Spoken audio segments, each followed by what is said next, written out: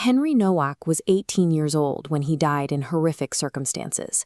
His loss has left a family grieving, and a community searching for answers about what happened in those final moments. These questions, about the actions taken and the decisions made, demand an investigation that is transparent, thorough, and fair.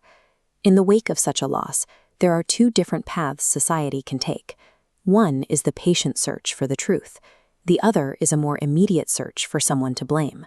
Fear and grief often lead us to simplify complex events. We look for evidence that supports what we already believe, while ignoring anything that might challenge it. Following Henry's death, the public conversation shifted quickly. Claims emerged that anti-racism policies were responsible for the tragedy, while others argued the event was being used to attack diversity and equity efforts. The focus moved from the facts of the case to broader debates about two-tier policing.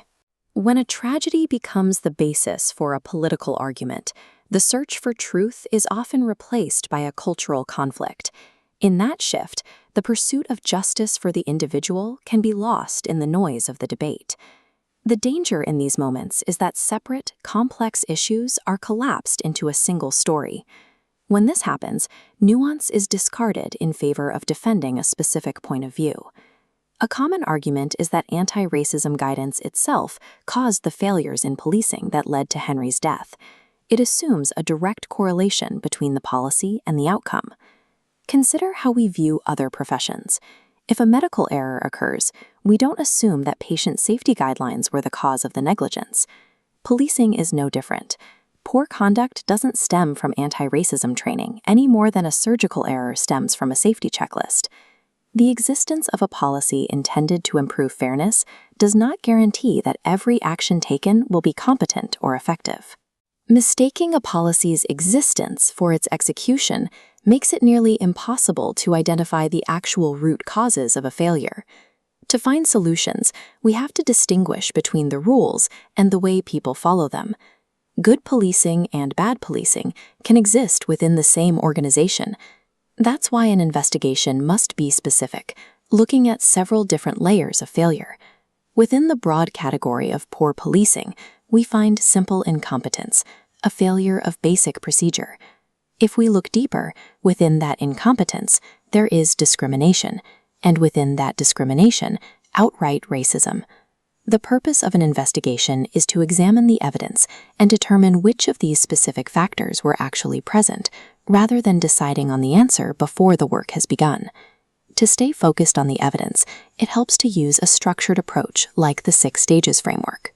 This method encourages us to examine each layer of a crisis individually, resisting the urge to reach for a tribal narrative.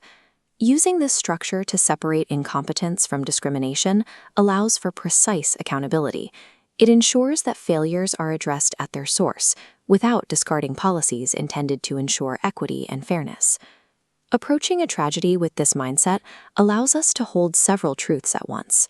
We can acknowledge that Henry was failed, that the perpetrator is responsible, and that any allegations of racism must be investigated.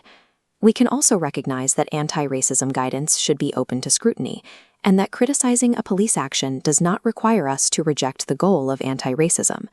This is the difference between seeking an enemy and seeking justice. One path relies on the comfort of pre-packaged answers.